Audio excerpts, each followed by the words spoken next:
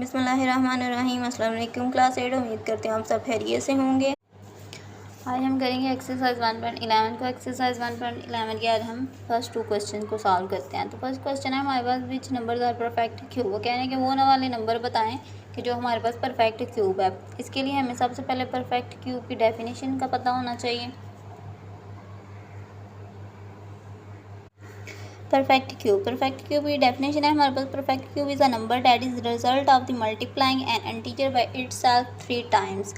In other words it is an integer to the third power of an other integer. वो कहते हैं कि perfect cube हमारे पास एक ऐसा नंबर होता है जो किसी भी इंटीजर को अब उसके इटसेल्फ के साथ 3 टाइम मल्टीप्लाई करने से आता है, तो उसको हम कहते हैं परफेक्ट क्यूब।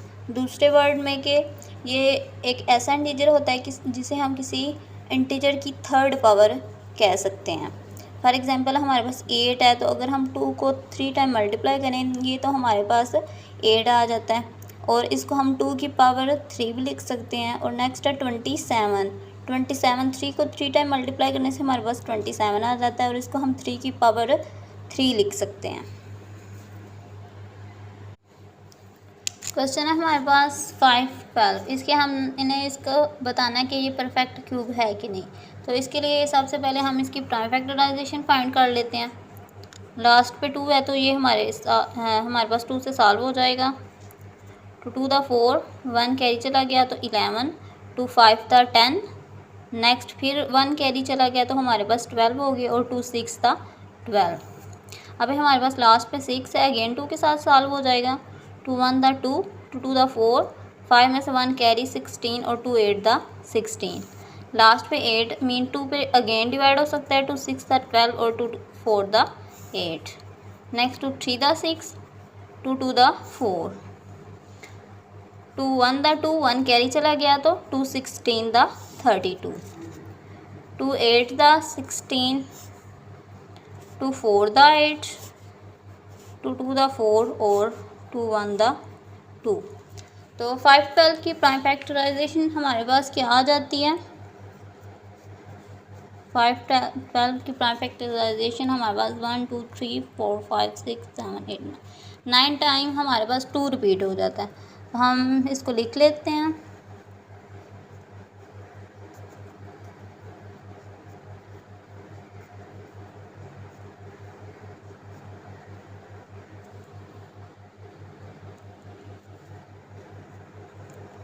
नेक्स्ट है कि हमने इस नंबर का क्यूब रूट फाइंड करना है। तो इस नंबर के ऊपर क्यूब रूट, ये रूट और ये क्यूब, इसके ऊपर क्यूब रूट, तो इसके फैक्टर्स के ऊपर भी क्यूब रूट आएगा। फैक्टर्स के ऊपर भी हमारे पास क्यूब रूट आ गया। नेक्स्ट है कि देखें बेसिस सेम है तो उनकी पावर्स को ऐड किया जा सकता है। तो इधर हम इनके पेयर्स बना लेते हैं। फर्स्ट 3 के पेयर्स बनाते हैं। फर्स्ट 3 बेसिस सेम पावर्स हमारे पास ऐड हो जाती हैं।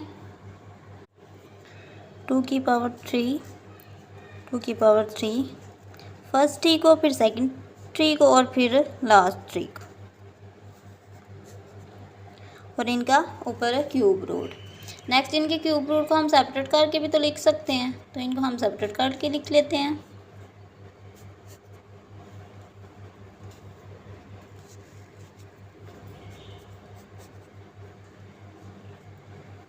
अब ये हमारे पास क्यूब रूट में है तो इसको हम एक्सपोनेंट फॉर्म में लिख लेते हैं। एक्सपोनेंट फॉर्म में ये हमारे पास इस फॉर्म में आएगी, पावर में चली जाती है ना जो वैल्यू होती है, तो इसको हम इस तरह लिख लेते हैं। तो अभी ये इसके साथ कैंसिल हो जाता है, पावर के साथ कैंसिल। तो पीछे हमारे पास 2 मल्टीप्लाई बाय 2 मल्टीप्लाई बाय 2, तो 2 2 द 4, और 4 2 द 8। मीन इसका आंसर हमारे पास 8 आ जाता है। तो हम लिख सकते हैं लास्ट पे 5 12 इज़ अ परफेक्ट क्यूब।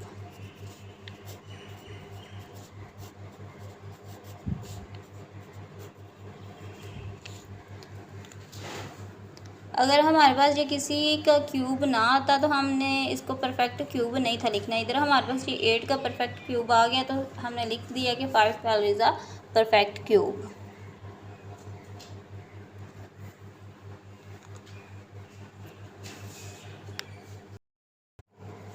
इसका सेकंड क्वेश्चन है हमारे पास 1100। तो 1100 के हम सबसे पहले प्राइम फैक्टर्स फाइंड कर लेते हैं। लास्ट पे 0 है तो ये हमारे पास 2 से सॉल्व हो जाएगा। 2 5 था 10, नेक्स्ट 1 कैरी चला गया तो अगेन 2 5 था 10 और नेक्स्ट 0 नीचे। अभी लास्ट पे फिर 0 है तो 2 से ये सॉल्व हो जाता है।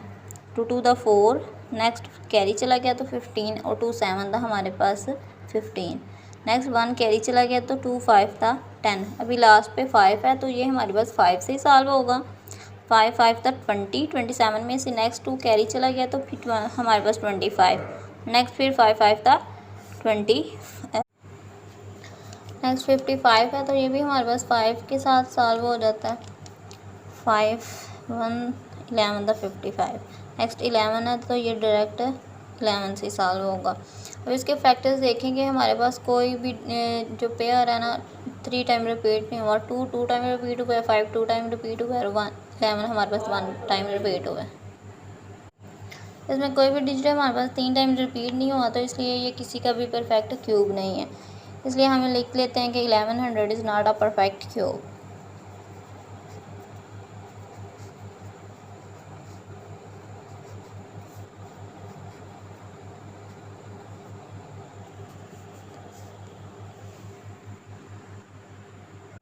नेक्स्ट इसका थर्ड पार्ट है हमारे पास 68 59। तो हमने इसकी प्राइम फैक्टराइजेशन फाइंड करनी है तो हम इसकी प्राइम फैक्टराइजेशन फाइंड कर लेते हैं। 68 59 इसके लास्ट पे 9 है तो 3 पे अगर इसको सॉल्व करें हम तो पॉइंट में आएगा। 9 पे करें तो ये डायरेक्ट हमारे पास 19 से सॉल्व होगा। तो 19 को जब हमने मल्टीप्लाई किया 36 के साथ तो हमारे पास 684 आ जाता है। 19 को 36 से मल्टीप्लाई किया तो हमारे पास 684, 1 बच जाता है तो 1 9 के अंदर कैरी 19 और 19 1 दा 19। नेक्स्ट 361 है तो 19 को जब 19 से मल्टीप्लाई करते हैं तो 361 आता है। अभी 19 1 टाइम है 19। अभी हमारे पास इसकी प्राइम फैक्टराइजेशन में 9 रिपीट हो रहा है तो 6859 की प्राइम फैक्टराइजेशन हमारे पास आई है। ये हमने डायरेक्ट इसको 19 से सॉल्व कर लिए 19। अभी हमने इसका क्यूब रूट फाइंड करना है। ये इसका क्यूब और ये इसका रूट। इसका क्यूब रूट है तो ज़ाहिर है इसके फैक्टर्स का भी क्यूब रूट आएगा।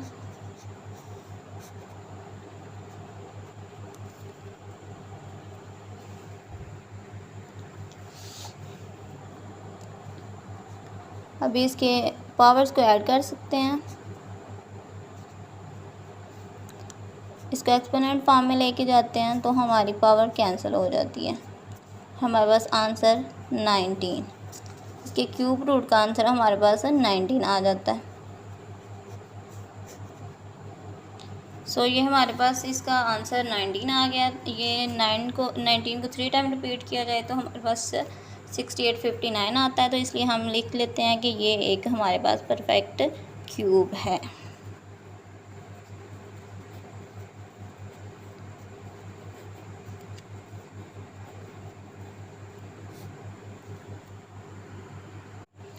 फोर्थ वाला पार्ट में हमारे पास 729 है तो हमने इसकी प्राइम फैक्टराइजेशन फाइंड करनी है।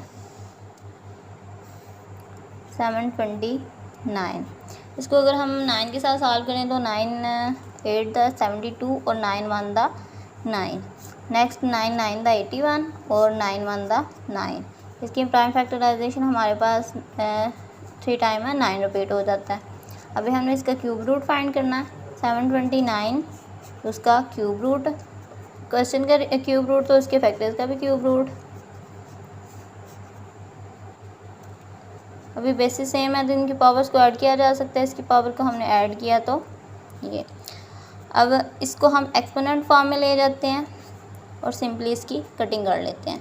कटिंग करने के बाद हमारे पास आ जाता है 9 कि ये हमारे पास 9 का क्यूब रूट है। तो हम लिख लेते हैं 729 is a perfect cube.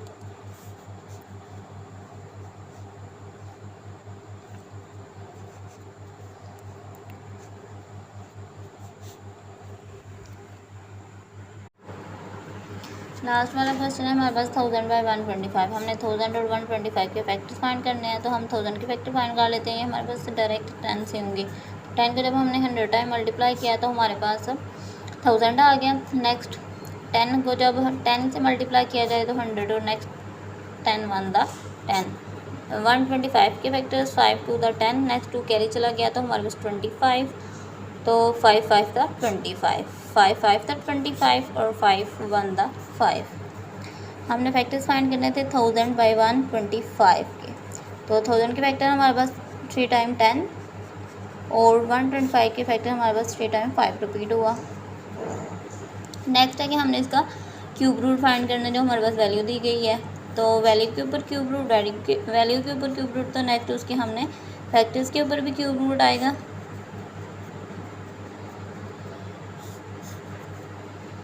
Next basis same है तो इनकी पावर्स को ऐड किया जा सकता है, ऊपर 10 की पावर 3 और नीचे 5 की पावर 3 हो जाती है, और उनका क्यूब रूट।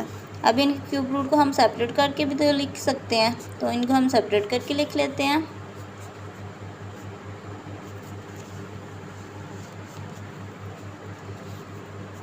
टेन की पावर 3 क्यूब रूट को अगर हम एक्सपोनेंट फॉर्म में लेके जाते हैं तो वो हमारे पास उसकी पावर 1/3 हो जाती है। अभी ये 3 3 के साथ कैंसिल, तो हमारे पास 10/5 आ जाता है। 1000 10 का क्यूब रूट है और 125 हमारे पास 5 का क्यूब रूट है, तो ये हमारे पास क्यूब रूट्स आ जाते हैं, इसलिए हम इसको लिख देते हैं कि 1000/125 इज़ अ परफेक्ट क्यूब।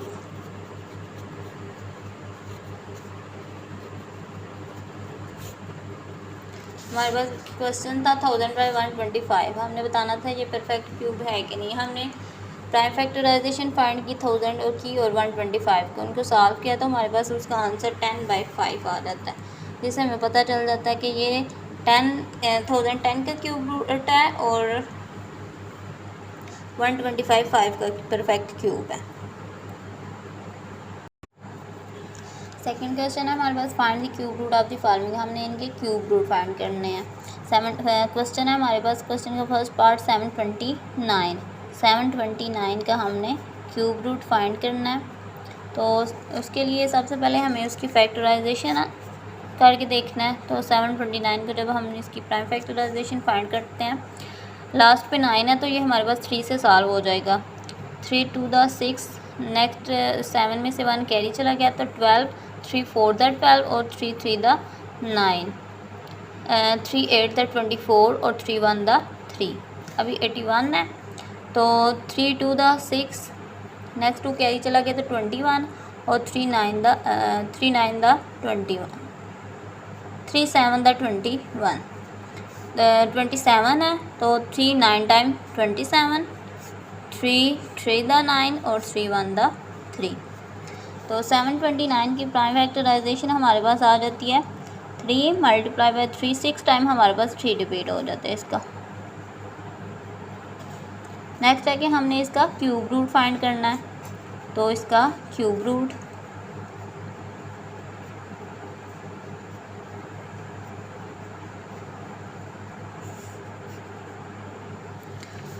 अभी हम इसके 3 के बेसिस सेम इनके पावर्स को ऐड कर लेते हैं। फर्स्ट 3 की पावर्स को ऐड किया तो 3 की पावर 3 आ जाती है। नेक्स्ट 3 की बेसिस सेम में तो उनकी पावर्स को ऐड किया तो 3 की पावर 3 आ जाती है।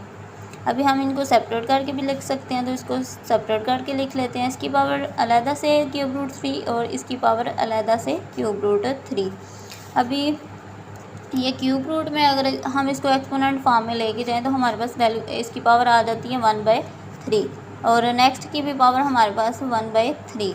अभी इनकी पावर आपस में कैंसिल आउट और हमारे पास 3 मल्टीप्लाई बाय 3 को जब 3 से मल्टीप्लाई करें तो हमारे पास आंसर आ जाता है 9। और 729 का क्यूब रूट है 9 का।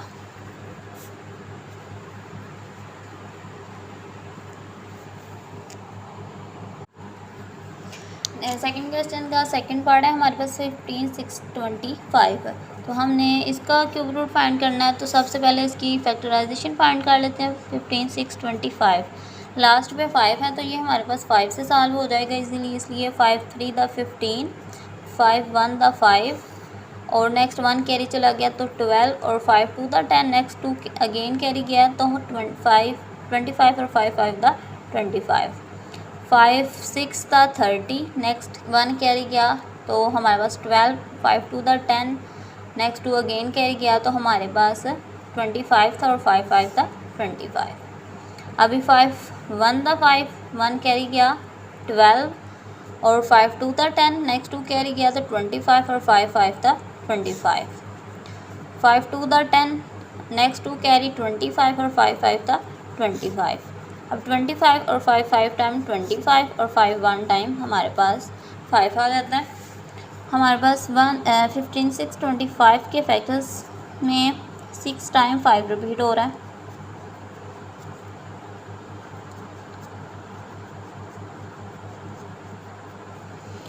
हमने इसका क्यूब रूट फाइंड करना है, वैल्यू का क्यूब रूट तो उसके फैक्टर्स का भी क्यूब रूट।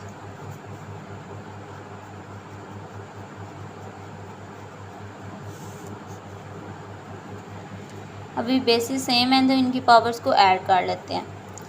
इसकी फर्स्ट 3 की पावर्स को ऐड किया तो 5 की पावर 3 होगी, नेक्स्ट 3 की पावर्स को ऐड किया तो 5 की पावर 3 होगी और ये उसका ऊपर है क्यूब रूट आ गया। अभी इनके क्यूब रूट को हम सेपरेट करके लिख लेते हैं। इस 5 का क्यूब रूट अलग और इस 5 का क्यूब रूट अलग आ जाता है हमारे पास। क्यूब रूट को अगर हम एक्सपोनेंट फॉर्म में लेके जाएं तो हमारे पास इसकी पावर आ जाएगी 1/3 और इस साइड पे भी हमारे पास इसकी पावर आ जाएगी 1/3। अभी अंदर भी 3 है और बाहर भी 3 है तो ये आपस में कैंसिल आउट हो जाते हैं, तो वैल्यू हमारे पास 5 × 5 आ जाती है। 5 5 टाइम 25 और ये हमारे पास 15 6 25 का क्यूब रूट आ जाता है।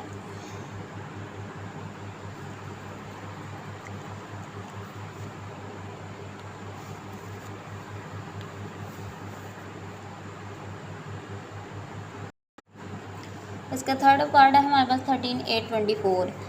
13 8 24 का हमने क्यूब रूट फाइंड करना है।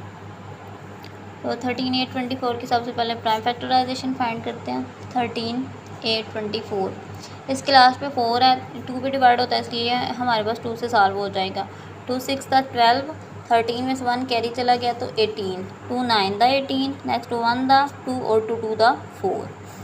अभी भी ये हमारे पास 2 3 था 6, 2 4 था 8, 1 कैरी चला गया तो 11, 2 5 था 10, 1 अगेन कैरी गया तो हमारे पास 12 और 2 6 था 12, 2 1 था 2, 1 कैरी चला गया तो 14 हो गए, 2 7 था 14, 2 2 था 4, 1 कैरी गया 16 और 2 8 था 16। नेक्स्ट है हमारे पास 17 और 2 को जब 8 से मल्टीप्लाई करें तो हमारे पास 16 आता है। 1 कैरी गया तो 12, 2 6 था 12, 2 4 था 8, 2 4 टाइम 8 और 2 3 था 6, 2 2 था 4 एंड 2 2 था 4 और 2 16 था 32। अभी 2 16 है तो 2 1 टाइम 2 और 16 है तो ये हमारे पास आ जाएगा इसका ये 108। अब 108 है, 2 5 टाइम हमारे पास 10 होता है, 2 4 टाइम हमारे पास 8 होता है। नेक्स्ट 54 है तो 54 2 टाइम हमारे पास 4, 1 कैरी गया 14 और 2 7 था 14 हो गया। 27 अब ये हमारे पास 2 से सॉल्व नहीं होगा क्योंकि लास्ट पे 7 आ गया आर्ड नंबर, तो इसलिए इसको हम 3 के साथ कर लेते हैं। 3 9 था 27, 3 3 था 9 और 3 1 था 3। अब हम इसके फैक्टर्स लिख लेते हैं। 1 2 3 4 5 6 7 8 9 टाइम हमारे पास इसके फैक्टर्स में 2 रिपीट हुआ।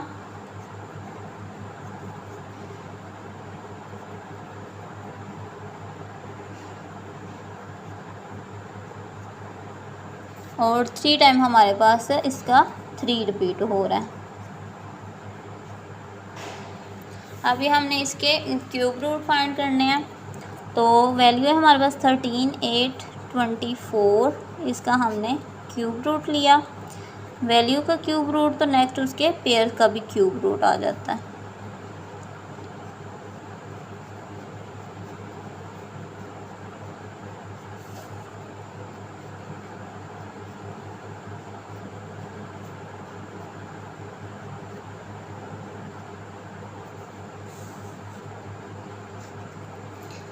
अभी इनके बेसिस को दे के तो इनकी पावर्स को ऐड करते हैं। फर्स्ट 3 की बेसिस को दे के इनकी पावर को ऐड किया तो हमारे पास इसकी पावर 3 आ जाती है।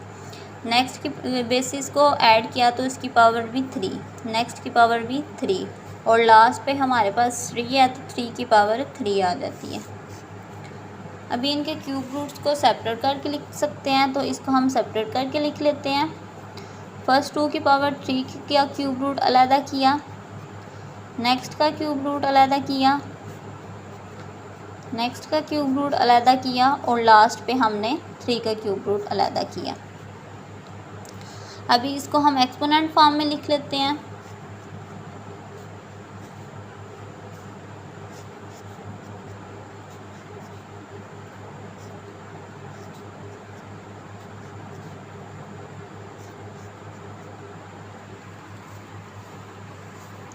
एक्सपोनेंट फॉर्म में लिखने के बाद इनकी पावर्स आपस में कैंसिल, हमारे पास पीछे वैल्यू आ जाती है 2 multiply by 2 multiply by 2 multiply by 3, 2 to the 4, 4 to the 8 और 8 3 द हमारे पास आ जाता है 24। हमारे पास 13 8 24 को हम इसका परफेक्ट क्यूब है 24 का। तो ये हमारा सेकंड क्वेश्चन भी कंप्लीट हो जाता है।